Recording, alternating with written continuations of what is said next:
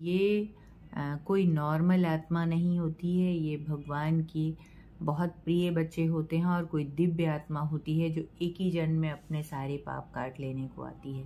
इतनी वरना किसी में हिम्मत नहीं, कोई एक दिन भी मौन रह के दिखाए, फिर वो जानेगा कि मौन रहना कितना कठिन है।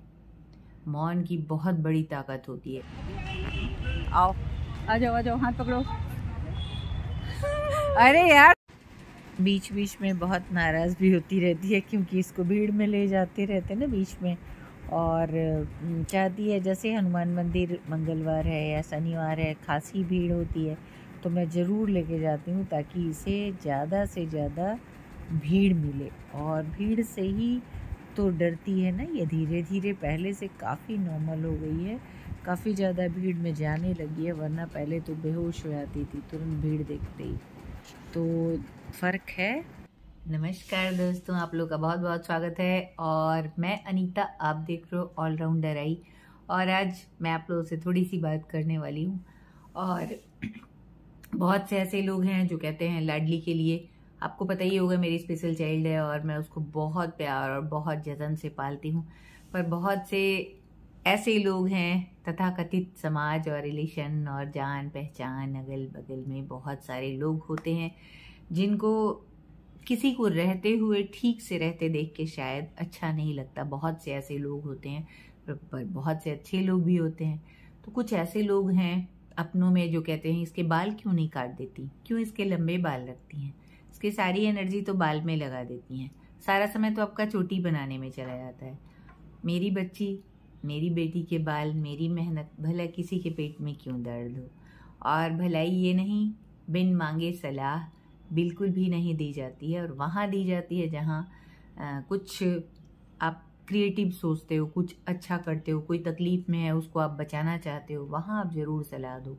और सलाह ही नहीं, आप उनका अपना 100% देने की कोशिश करो। पर बेवजह की सलाह, ऐसी बेफालतू की कभी नहीं देनी चाहिए जिससे किसी का इमोशन हर्ट होता है।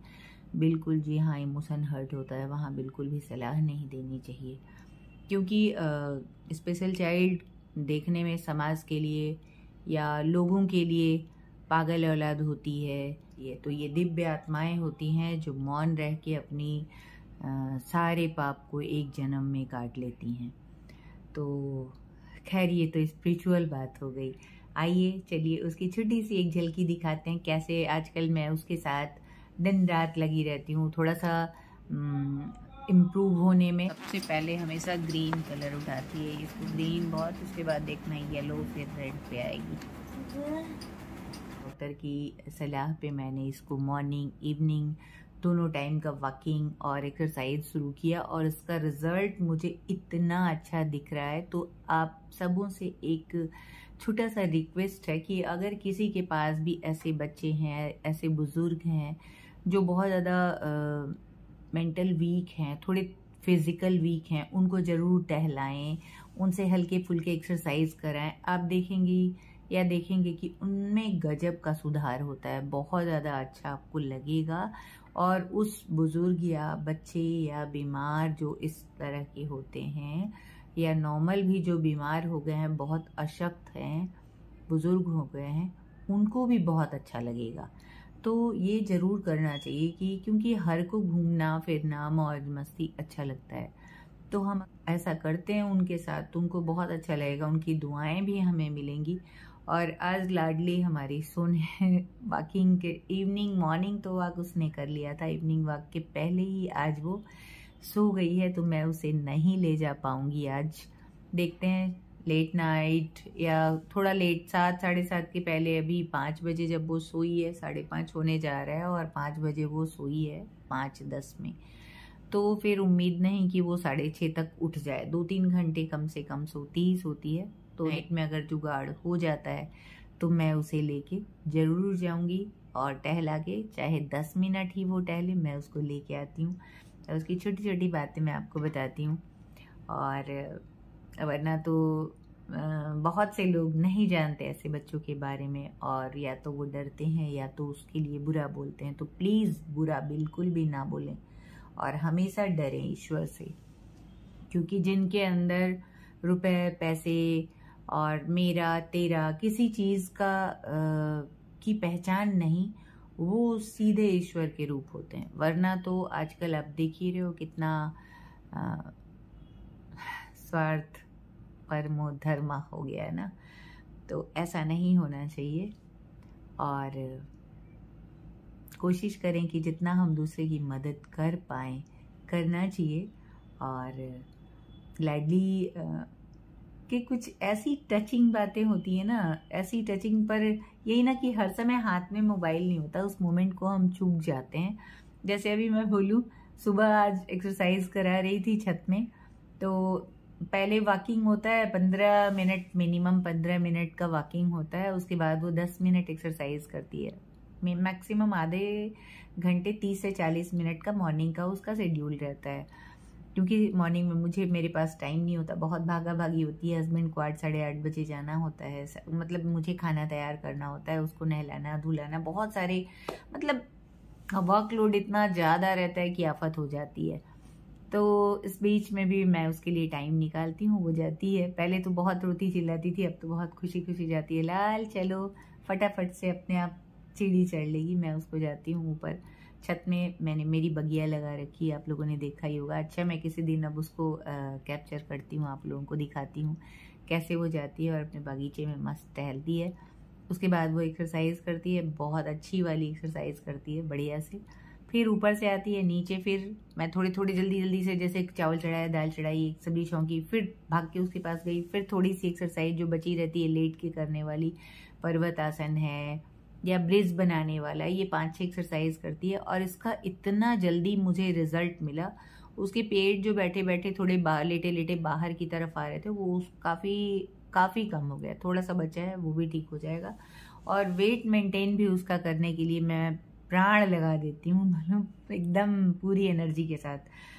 कि होना कि खिचड़ी, फ्रूट्स का स्मूदी और तरबूज की स्मूदी, ये सारे मतलब सारे फ्रूट्स वगैरह गर्मियों के जो होते हैं। गर्मियों में तो वेट घटाना थोड़ा आसान होता है, क्योंकि पसीना खुद ही बहता है और थोड़ा भी मेहनत आप करो तो एनर्जी फटाफट आपकी चर्बी जो है पिघलती है। गर्मियों में जैसे सर्दियों में ना नारियल तेल वगैरह जैसे जम जाता है, घी वगैरह, वैसे ही चर्बी भी जम जाती है। पर गर्मियों में आपकी चर्बी फटाफट से पिघल जाती है। तो थोड़ी ही मेहनत से बहुत ज़्यादा अच्छा रिजल्ट मिलता है।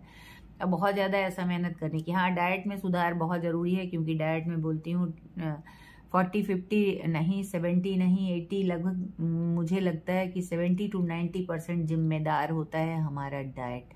तो वेट भी मेंटेन हो जाता है, उसके साथ साथ मेरी भी थोड़ी बहुत एक्सरसाइज हो जाती है, क्योंकि उसके साथ लेके मुझे बहुत ज़्यादा टाइम नहीं मिलता, क्योंकि वो उसको उंगली पकड़ के ऐसे भाग के टहलाना पड़ता है, एक्सरसाइज कराना होता है। एक्सरसाइज करते में मुझे थोड़ा सपोर्ट करना होता है उसको, वरना अभी बहुत अच्छा बैलेंसिंग एक्सरसाइज करते में नहीं आता है। पर हाँ, आप जब सपोर्ट थोड़ा सा करते हो तो बहुत अच्छा एक्सरसाइज कर लेती है। तो ये भी दूसरों के लिए कुछ बुरा ऐसा ना बोले जिससे कि किसी का इमोशन हर्ट होता हो। और किसी ने वक्त नहीं देखा कि किसके साथ कब कौन सा बुरा पल या अच्छा पल आपके साथ कभी भी कहीं भी आ सकता है। इसलिए हमेशा वक्त से डरें, ईश्वर से डरें और तोल मोल के बोल वाली बात करें, है ना। तो आइए कुछ झलकियाँ देखते हैं लाल की, वॉकिंग की।